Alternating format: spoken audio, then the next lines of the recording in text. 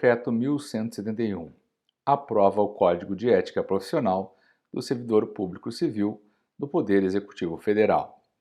O Presidente da República, no uso das atribuições que lhe confere o artigo 84, incisos 4 e 6, e ainda tendo em vista o disposto no artigo 37 da Constituição, bem como nos artigos 116 e 117 da Lei 8.112, de 11 de dezembro de 1990, e nos artigos 10, 11 e 12 da Lei 8.429, de 2 de junho de 1992.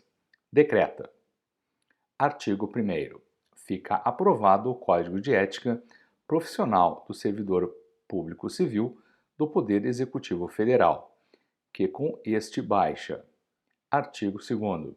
Os órgãos e entidades da Administração Pública Federal, direta e indireta, implementarão em 60 dias as providências necessárias à plena vigência do Código de Ética, inclusive mediante a constituição da respectiva Comissão de Ética, integrada por 3 servidores ou empregados titulares de cargo efetivo ou emprego permanente.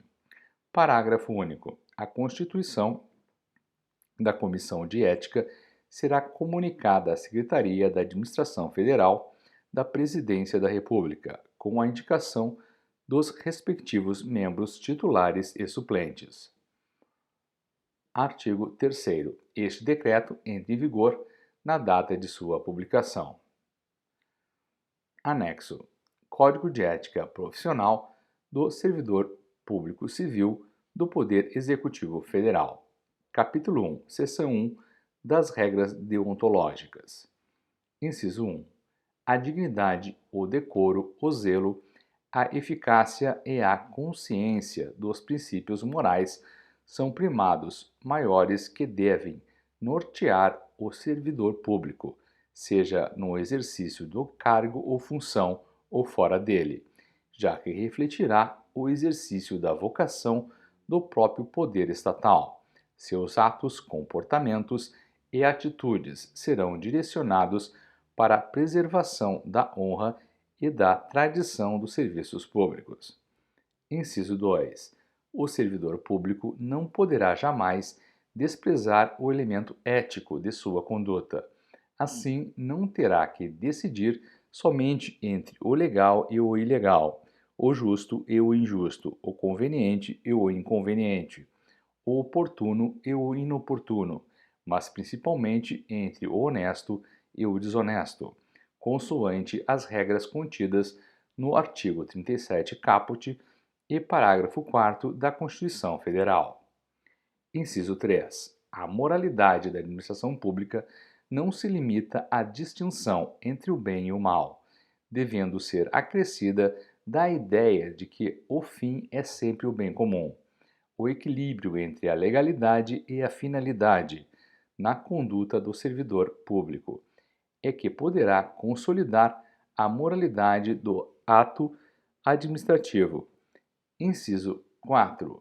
A remuneração do servidor público é custeada pelos tributos pagos direta ou indiretamente por todos, até por ele próprio, e por isso se exige, como contrapartida, que a moralidade administrativa se integre no direito, como elemento indissociável de sua aplicação e de sua finalidade, erigindo-se como consequência em fator de legalidade.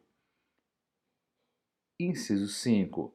O trabalho desenvolvido pelo servidor público perante a comunidade deve ser entendido como acréscimo ao seu próprio bem-estar, já que, como cidadão integrante da sociedade, o êxito desse trabalho pode ser considerado como seu maior patrimônio.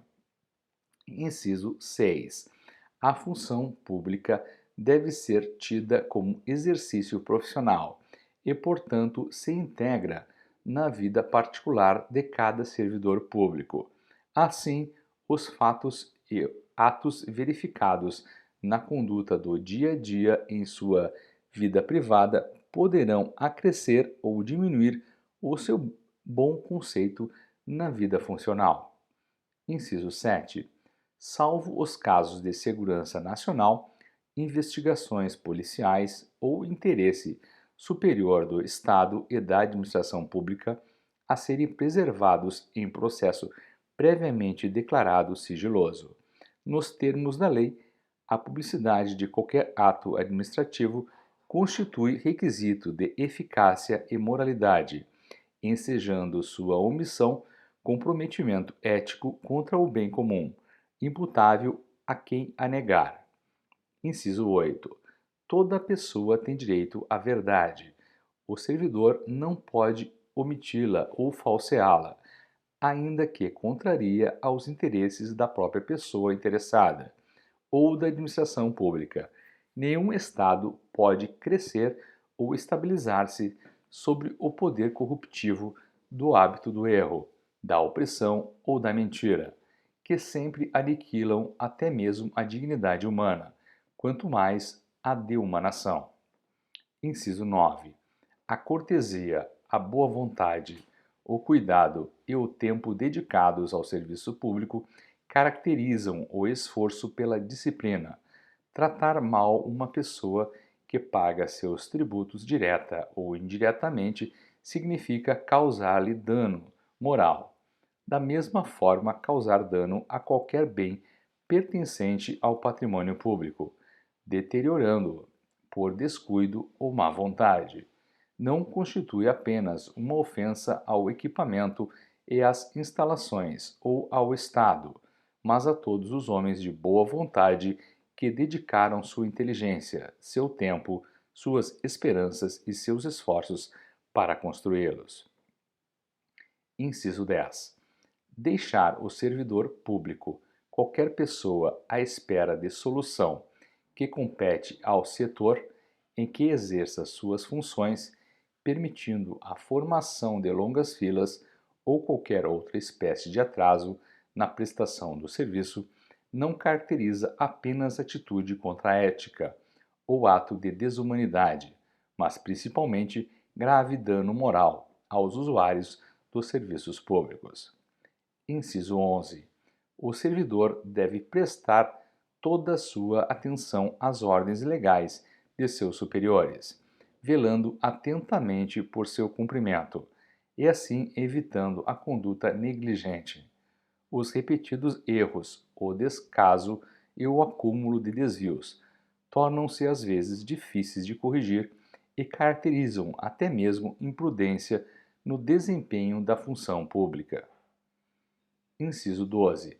Toda ausência injustificada do servidor de seu local de trabalho é fator de desmoralização do serviço público, o que quase sempre conduz à desordem nas relações humanas. Inciso 13. O servidor que trabalha em harmonia com a estrutura organizacional, respeitando seus colegas e cada concidadão, colabora e de todos pode receber colaboração, pois sua atividade pública é a grande oportunidade para o crescimento e o engrandecimento da nação. Seção 2 dos principais deveres do servidor público. Inciso 14. São deveres fundamentais do servidor público. A linha A. Desempenhar a tempo as atribuições do cargo, função ou emprego público, de que seja titular. A linha B. Exercer suas atribuições com rapidez, perfeição em rendimento, pondo fim ao ou procurando prioritariamente resolver situações procrastinatórias, principalmente diante de filas ou de qualquer outra espécie de atraso na prestação dos serviços, pelo setor em que exerça suas atribuições, com o fim de evitar dano moral ao usuário. A linha C. Ser probo, reto, leal e justo, demonstrando toda a integridade do seu caráter, escolhendo sempre, quando estiver diante de duas opções, a melhor e mais vantajosa para o bem comum. A linha D. Jamais retardar qualquer prestação de contas, condição essencial da gestão dos bens direitos e serviços da coletividade a seu cargo. A linha E. Tratar cuidadosamente os usuários dos serviços, aperfeiçoando o processo de comunicação e contato com o público. A linha F. Ter consciência de que seu trabalho é regido por princípios éticos que se materializam na adequada prestação dos serviços públicos. A linha G. Ser cortês, ter urbanidade, disponibilidade e atenção, respeitando a capacidade e as limitações individuais de todos os usuários do serviço público, sem qualquer espécie de preconceito ou distinção de raça, sexo, nacionalidade, cor, idade, religião, cunho político e posição social, abstendo-se dessa forma de causar-lhes dano moral.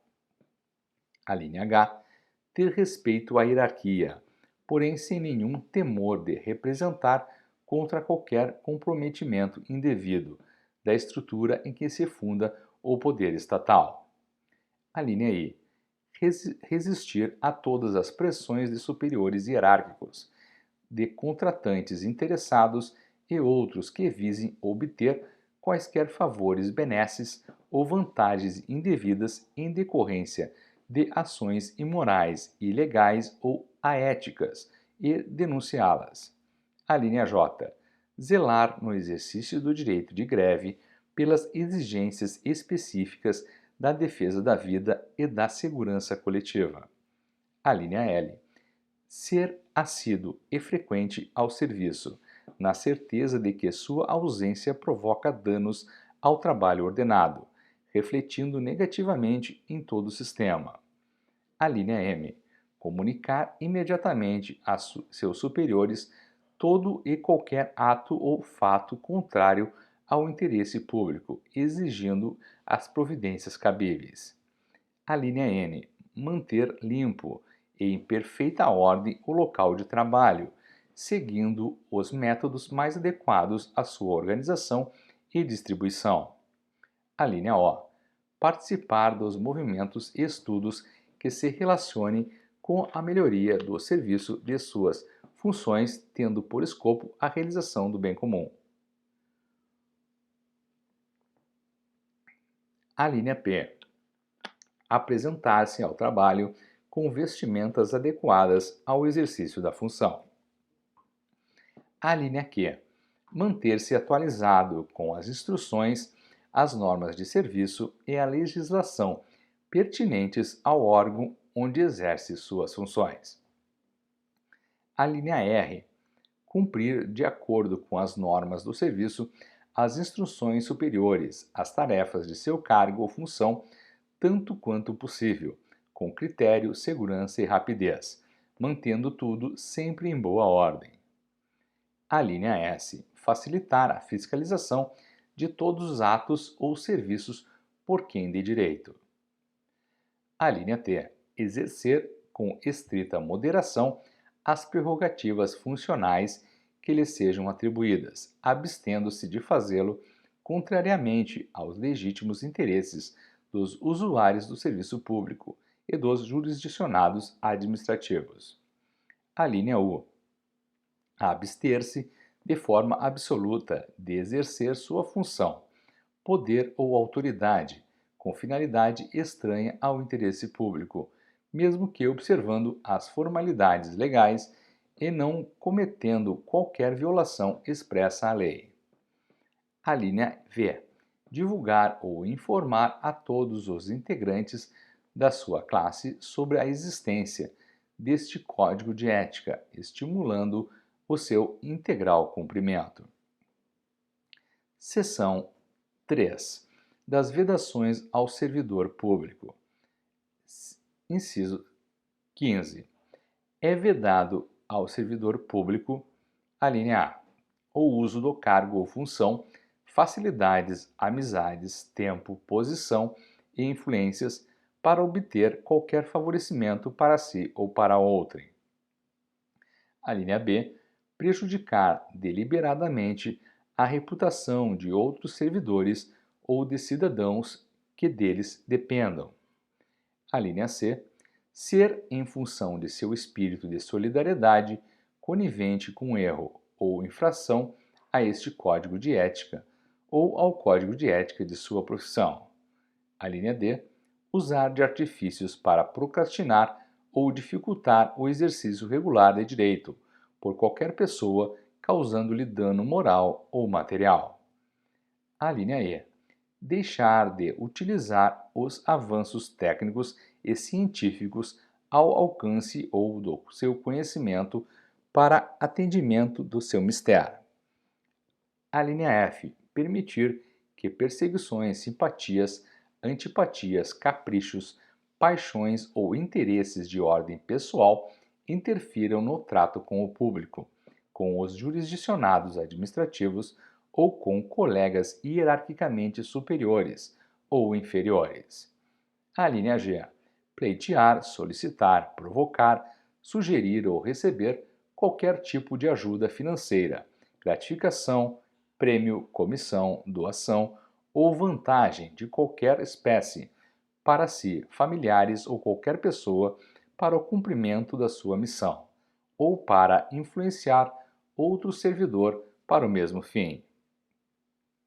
A linha H, alterar ou deturpar o teor de documentos que deva encaminhar para providências.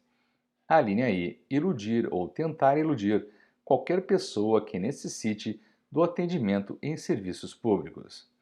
A linha J, desviar servidor público para atendimento a interesse particular.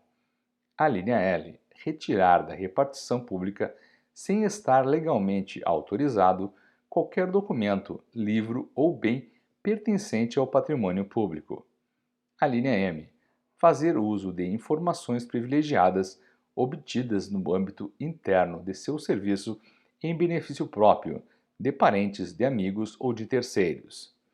A linha M, apresentar-se embriagado no serviço ou fora dele habitualmente. A linha O, dar o seu concurso a qualquer instituição que atente contra a moral, a honestidade ou a dignidade da pessoa humana. A linha P, exercer atividade profissional à ética ou ligar o seu nome a empreendimentos de cunho duvidoso. Capítulo 2 das Comissões de Ética. Inciso 16. Em todos os órgãos e entidades da administração pública, federal direta, indireta, autárquica e fundacional ou em qualquer órgão ou entidade que exerça atribuições delegadas pelo poder público, deverá ser criada uma comissão de ética encarregada de orientar e aconselhar sobre a ética profissional do servidor, no tratamento com as pessoas e com o patrimônio público, competindo-lhe conhecer concretamente de imputação ou de procedimento suscetível de censura. Inciso 18.